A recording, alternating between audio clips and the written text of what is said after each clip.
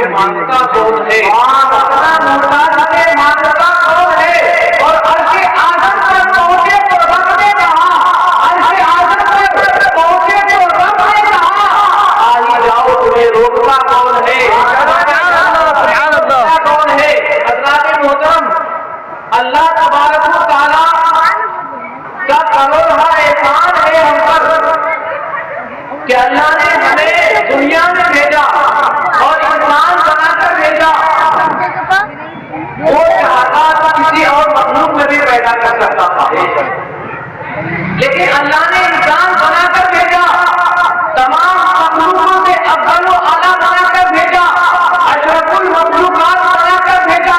اللہ کے محترم، اور سب سے بڑی بات تو یہ ہے کہ اللہ تبارک و تعالیٰ نے ہم اور آپ کو پیارے آقا صلی اللہ علیہ وسلم کی امت میں پیدا فرما کر تمام امتوں سے افضل و اعلیٰ بنا کر بھیجا۔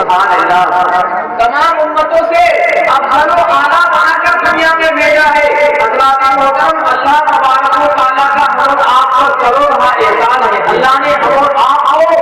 ہم اور آپ کے لیے کیا کیا نہیں پیدا فرمایا؟ اللہ نے زمین بنائی انسان کے لیے، آسمان بنایا انسان کے لیے، چاند سورج پیدا فرمایا انسان کے لیے، اللہ نے شجر و حجر بنایا انسان کے لیے۔ آپ زمین سے فائدہ اٹھائے، زمین نہیں روک سکتی کیونکہ زمین جانتی ہے کہ اللہ نے ہمیں انسان کے لیے بنایا ہے۔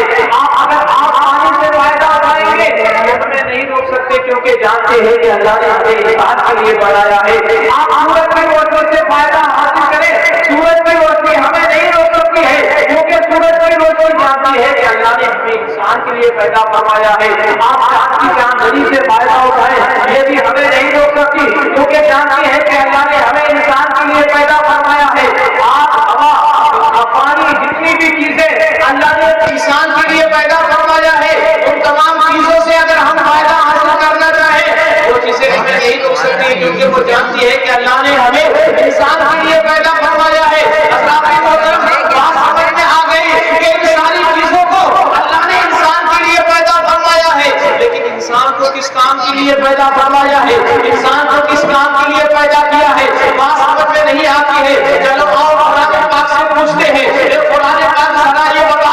تو ماں کی گود سے لے کر قبر کی گود تک تو ہدایت کے لیے دنیا میں آیا ہے۔ اے قرآن ذرا یہ بتا کہ اللہ نے زمین بنائی انسان کے لیے، آسمان بنایا انسان کے لیے، چاند سورج پیدا فرمایا انسان کے لیے، شجر و حجر بنایا انسان کے لیے، ان ساری چیزوں کو اللہ نے انسان کے لیے بنایا ہے۔ انسان کو اللہ تعالیٰ کس لیے پیدا فرمایا ہے؟ تو رب کا قرآن تلاوت کرتا ہوا ارشاد فرماتا ہے، وَمَا خَلَقْتُ الْجِنَّ وَالْإِنسَ إِلَّا لِيَعْبُدُونِ۔ تو بات سمجھ میں آ گئی کہ اللہ نے ان ساری چیزوں کو انسان کے لیے بنایا ہے، انسان کو اپنی عبادت کے لیے پیدا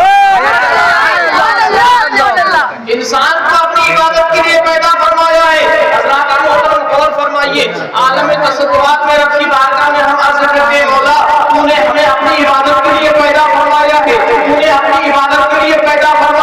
کیا ہے۔ مولا اگر ہم پورے دن اور پوری رات تیری عبادت کرتے رہے تو مولا جو دوسرے فرائض ہم پر ہے اس کو ہم کس طریقے سے ادا کریں؟ ماں باپ کی فرض رہے، ماں باپ کا جو حقوق ہے اور اس کو کس طرح سے ادا کریں؟ ہمارے اوپر بیوی بچوں کا بھی حقوق ہے، ہم اس کو کس طریقے سے ادا کریں؟ ہمارے اوپر ہمارے پڑوسیوں کا بھی فرض ہے، اس کو ہم اس فرائض کو کس طریقے سے ادا کریں؟ ہمارے اوپر رشتہ داروں کے بھی فرائض ہے، ہم اس کو کس طریقے سے ادا کریں؟ رب کی بارگاہ سے جب رب کی بارگاہ میں ہم عرض گزار ہوں گے، عالم تصورات میں رب تبارک و تعالیٰ ارشاد فرماتا ہے، اے میرے بندے گھبراتی کیوں ہو؟ میں نے اپنا محبوب عطا کیا ہے،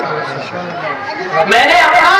محبوب عطا کیا ہے۔ پھر عالم تصورات میں رب کی بارگاہ میں عرض گزار ہوں گے، مولا تو نے اپنا محبوب تو دیا ہے لیکن ان تمام چیزوں کو ہم کس طریقے سے ادا کریں؟ ان تمام فرائض کو ہم کس طریقے سے پورا کریں؟ تو رب تبارک و تعالیٰ ارشاد فرماتا ہے، اے میرے بندے گھبراؤ نہیں، میں نے اپنا محبوب دیا ہے، اپنے طور طریقے کو مصطفیٰ کے طریقے سے ملا لو۔ چلو تو مصطفیٰ جان رحمت کی جیسا اگر تم چلو اس طریقے سے کہ دیکھنے والا دیکھے تو کہے کہ مصطفیٰ کا غلام جا رہا ہے، کھانا کھاؤ اس انداز سے کھاؤ تو دیکھنے والا دیکھے تو کہے کہ مصطفیٰ کا غلام کس طریقے سے کھانا کھا رہا ہے۔ ماں باپ کی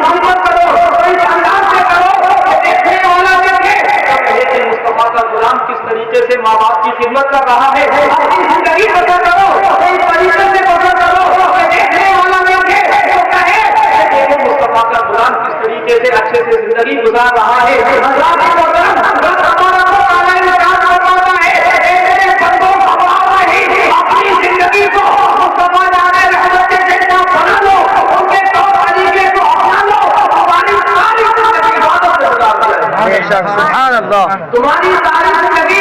عبادت میں گزار دی جائے گی. حضرات محترم اگر ہم اور آپ مصطفیٰ جان رحمت کے جیسا اپنی زندگی کو بسر کرنے لگیں گے اپنی زندگی کو گزارنے لگیں گے تو یقین جانیے کہ ہمارا چلنا پھرنا بھی اللہ عبادت میں شمار کر دے گا ہمارا کھانا پینا اٹھنا بیٹھنا بھی اللہ تبارک و تعالیٰ عبادت میں شمار کر دے گا کیونکہ حضرات محترم ہم اور آپ کو اللہ تبارک و تعالیٰ نے اس امت میں پیدا فرمایا ہے جو تمام امتوں سے افضل والا وہ رسول جس امت کے لیے پیدا ہوئے تو امتوں کو یاد فرمائے اپنی زندگی بسر کیے ظاہری امت گزارنے لگے تو اپنے امتیوں کو یاد فرمائے آپ سفر میں ہیں تو امتیوں کو یاد کر رہے ہیں آپ حضر میں ہیں تو امتیوں کو یاد کر رہے ہیں آپ مسجد نبوی میں ہیں تو امتیوں کو یاد کر رہے ہیں آپ سارے ہرا میں ہیں تو امتیوں کو یاد کر رہے ہیں آپ مسجد اقصی میں ہیں تو امتیوں کو یاد کر رہے ہیں آپ سفر میں ہیں تو امتیوں کو یاد کر رہے ہیں کعبے کا باہر میں ہیں تو امتیوں کو یاد کر رہے ہیں جہاں پر بھی ہے اپنے امتیوں کو یاد کر رہے ہیں یہی سب محدود نہیں تھی بلکہ جب آپ کو اپنے انور میں اتارا جا رہا مزار انور میں رکھا جا رہا تو صحابی رسول جس کو یہ موقع ملا تھا کہ حضور علیہ السلام کو مزار انور میں رکھ رہے تھے تو انہوں نے جب رکھا تو کیا دیکھ رہے ہیں کہ حضور علیہ السلام کے لبے مبارک ہل رہے ہیں تو وہ اپنے کانوں کو حضور علیہ السلام کے لبے مبارک کے پاس لے جاتے ہیں تو کیا کرتے ہیں کہ اس وقت بھی حضور علیہ السلام اپنے امت کو یاد کر رہے ہیں بے شک سبحان اللہ. اس وقت بھی اپنی امتیوں کو یاد کر رہے تھے. حدیث پاک میں لکھا ہوا ہے حدیث پاک سن لیجیے حضرت انس بن مالک رضی اللہ تعالیٰ عنہ فرماتے ہیں کہ حضرت انس بن مالک رضی اللہ تعالیٰ عنہ حضور علیہ السلام کی بارگاہ میں عرض گزار ہوتے ہیں یا رسول اللہ یا حبیب اللہ قیامت کے دن میدان محشر میں سب لوگ پریشان حال ہوں گے سب لوگ جب پریشان حال ہوں گے سارے لوگ اپنی نفسی کی حالت میں ہوں گے یا رسول اللہ قیامت کے دن میدان محشر میں اگر آپ کو تلاش کرنا چاہوں تو کہاں ڈھونڈوں کہ آپ سے ملاقات ہو جائے کہاں تلاش کروں جس کی وجہ سے آپ کو ڈھونڈ لوں آپ کو پا جاؤں حضرات محترم حضور علیہ السلام فرماتے ہیں کہ میرے صحابیوں سنو کل قیامت کے دن میدان محشر میں تین ایسے مقام ہوں گے جہاں پر تم اگر مجھے تلاش کرو گے تو تمہاری مجھ سے ملاقات ہو جائے حضور علیہ السلام فرماتے ہیں پہلا مقام میزان ہوگا اور میزان جو ہے وہ چیز ہے جہاں پر لوگوں کی اعمال ہونے جا رہے ہوں گے دنیا کے ترازو جیسا نہیں بلکہ دنیا کا ترازو کیا ہوتا ہے کہ بھاری چیز رکھا جائے تو نیچے کو جاتا ہے اور جو ہلکا والا پہلا اوپر کو جاتا ہے لیکن وہاں پر وہ ترازو ایسا ہوگا کہ اگر نیکیاں ہوگی تو اس میں وہ پلہ اوپر ہو جائے گا اور ایسا والا پلہ نیچے ہو جائے گا حضور علیہ السلام فرماتے ہیں کہ پہلا مقام میزان ہوگا میزان کے پاس میں کھڑا ہوگا اس لیے کہ میرے امتیوں کے اعمال کرنے جا رہے ہوں گے اچھائیاں برائیاں کرنے جا رہی ہوگی اس وقت میں وہاں پر کھڑا ہوگا اگر میرے امتیوں کے سامنے اعمال میں نیکیاں کم ہوگی اور تو اپنے سامنے اعمال میں نیکیاں خوب ہوگی جنت کا سبحان اللہ. اپنی نیکیاں کرنا اس سے جنت کا افطار بناؤں گا صحابی رسول حضرت انس بن مالک رضی اللہ تعالیٰ عنہ سے کرتے ہیں یا رسول اللہ دوسرا مقام کون سا ہے وہ بھی بتا دیجیے حضور علیہ السلام فرماتے ہیں وہ حوض کوثر ہوگا وہ حوض کوثر ہے کہ جہاں پر آپ مجھے تلاش کرو گے تو میری ملاقات ہو جائے گی اور حضور علیہ السلام فرماتے ہیں کہ وہ جو حوض کوثر ہے حوض کوثر کے اتنے برتن ہیں جتنے ستارے ہیں اس سے بھی زیادہ برتن حضور علیہ السلام فرماتے ہیں کہ میں حوض کوثر کے پاس اس لیے کھڑا ہوں کہ کل قیامت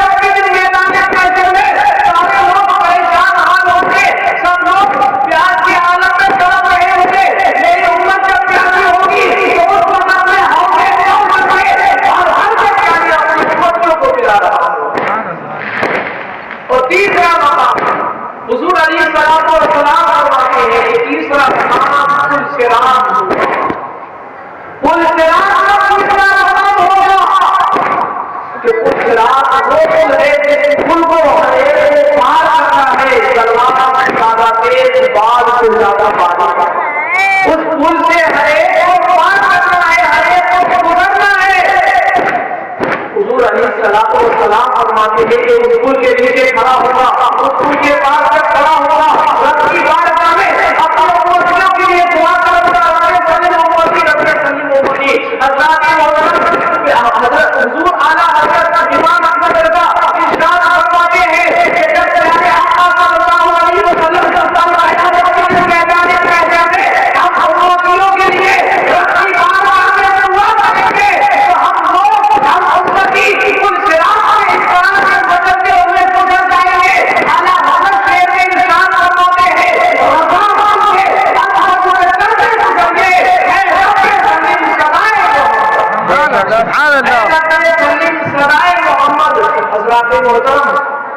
ایک مرتبہ درود شریف پڑھ لیجیے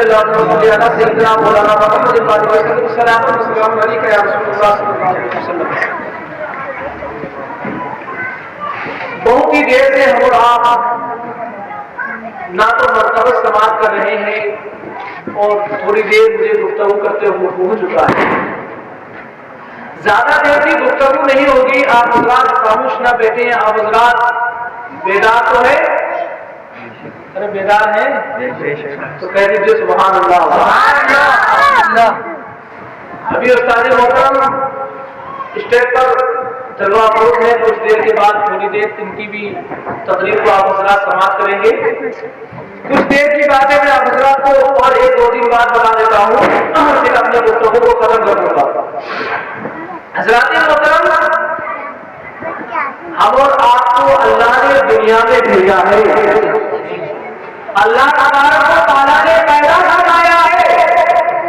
تو ہم اور آپ کو کچھ ایسا بھی کر کے جانا چاہیے کہ مرنے کے بعد بھی اس کا اجر ہم اور آپ کو ملتا ہے، مرنے کے بعد بھی اس کا اجر ہم اور آپ کو ملتا رہے۔ حضرات محترم، انسان اس دنیا کو چھوڑ کر چلا جائے، انتقال کر جائے، کیا وہ نیک اعمال کر سکتا ہے؟ کیا وہ نمازیں پڑھ سکتا ہے؟ زکات خیرات کر سکتا ہے؟ کچھ نہیں کر سکتا۔ تین ایسے کام ہیں جس کو میں آپ حضرات کو بتا دیتا ہوں، اگر ہم رات کریں گے تو اللہ تعالیٰ ہم اور آپ کو مرنے کے بعد بھی عطا فرمائے گا۔ سبحان اللہ۔ تین پہلا کام وہ ہے، پیارے آقا صلی اللہ علیہ وسلم ارشاد فرماتے ہیں کہ سب سے پہلا کام صدقہ جاریہ ہے۔ آپ علم حاصل کر لیجئے اور کسی کو سکھا دیجئے۔ آپ نے اگر تھوڑا سا بھی علم حاصل کیا اور علم حاصل کرنے کے بعد آپ نے کسی اور کو سکھایا، وہ کسی اور کو سکھائے گا، وہ کسی اور کو سکھائے گا، جب تک آپ کا بنایا ہوا چلتا رہے گا، لوگ اس کے صدقے میں سیکھتے رہیں گے۔ آپ اس دنیا کو چھوڑ کر چلے بھی گئے تو مرنے کے بعد بھی اللہ تعالیٰ فرشتوں سے فرمائے گا، اے میرے فرشتوں، یہ تو دنیا کو چھوڑ کر چلا آیا ہے، لیکن تب بھی اس کے نام آسمان میں ثواب ملتے ہو۔ ان کے نام آسمان میں ثواب ملتے ہو۔ پہلا وہ کام ہے کہ آپ علم حاصل کر لیجیے اور کسی کو سکھائیے۔ دوسرا کام کیا ہے کہ اگر آپ کو اللہ تعالیٰ نے مالدار بنایا ہے، آپ کو مال و دولت اللہ نے عطا کیا ہے، تو آپ مسجد بنوا دیجیے یا مدرسہ بنوا دیجیے۔ یا آپ کو اگر اتنی طاقت آپ کے اندر نہیں ہے تو آپ مسجد میں کوئی چیز لگا دیجیے، آپ اپنا لائٹ وغیرہ جس چیز کی ضرورت ہو وہ دے دیجیے، یا مدرسے میں جس چیز کی ضرورت ہو وہ دے دیجیے۔ اللہ کے محترم، مسجد میں نمازی نماز پڑھتے رہیں گے، قرآن پاک کی تلاوت کرتے رہیں گے، مدرسے میں بچے قرآن پاک پڑھتے رہیں گے، حدیث پاک پڑھتے رہیں گے۔ جب تک آپ کا چیز لگا ہوا ہوگا، جب تک آپ کی لائٹ لگی ہوئی ہوگی، اس کی روشنی تب تک چلتی رہے گی۔ آپ اس دنیا کو چھوڑ کر چلے بھی گئے تو مرنے کے بعد بھی اللہ تعالیٰ اپنے لیے آپ کو ثواب عطا فرماتا ہے۔ سبحان اللہ۔ تیسرا کام کیا ہے؟ حضور علیہ الصلوۃ والسلام فرماتے ہیں کہ وہ صدقہ جاریہ کون سا ہے کہ اپنی اولاد کو نیک بنا دیجیے، اپنی اولاد کو نیک بنا دیجیے۔ اگر آپ نے اپنی اولاد کو نیک بنا لیا تو آپ کی اولاد جب آپ اس دنیا کو چھوڑ کر چلے جائیں گے تو آپ کی اولاد آپ کی قبر پر جائے گی، آپ کے نام اعمال میں ثواب بھی اکٹھا کرے گی اور آپ کے نام اعمال میں ثواب پہنچائے گی، آپ کے اوپر آپ کے نام سے فاتحہ کرے گی، آپ کے نام سے صدقہ اور خیرات بھی کرے گی۔ حضرات محترم، اگر آپ نے اپنی اولاد کو نیک بنا لیا تو سبحان اللہ. اگر کسی نے صرف اپنی اولاد کو بسم اللہ الرحمن الرحیم سکھاتا ہے، کیا بسم اللہ الرحمن الرحیم سکھاتا ہے، تو اللہ تعالیٰ اپنے ماں باپ کے گناہوں کو معاف کرتا ہے. صرف بسم اللہ الرحمن الرحیم کی اتنی بڑی فضیلت ہے تو بتائیے اگر کسی بچے کو جس کے ماں باپ اپنے بچے کو پورا قرآن کرا دے، آپ جسے قرآن کرا دے، اس کے ماں باپ کا مقام مرتبہ کس طرح والا ہوگا. اس لیے حضرات محترم، میں اپنی گفتگو کو ختم کرنے سے پہلے آپ حضرات کو اتنا ضرور کہوں گا کہ اپنی اولاد کو بھی قرآن پاک کی تعلیم دلوائیے، اپنی اولاد کو بھی قرآن پاک سکھائیے، اپنی اولاد کو قرآن پاک ضرور سکھائیے، تاکہ آپ کے مرنے کے بعد آپ اس دنیا کو چھوڑ کر چلے جائیں تو کوئی آپ کے نامے آپ کے لیے دعا کرے یا نہ کرے، اس کی کوئی پرواہ نہ کیجیے گا، اس کی کوئی یاد نہ کیجیے گا، آپ کی اولاد آپ کے لیے دعا کرے گی. اور یقین جانیے کہ جو بچہ آپ کا جو بچہ ہوگا جتنی عقیدت اور محبت کے ساتھ آپ کے لیے دعا کرے گا،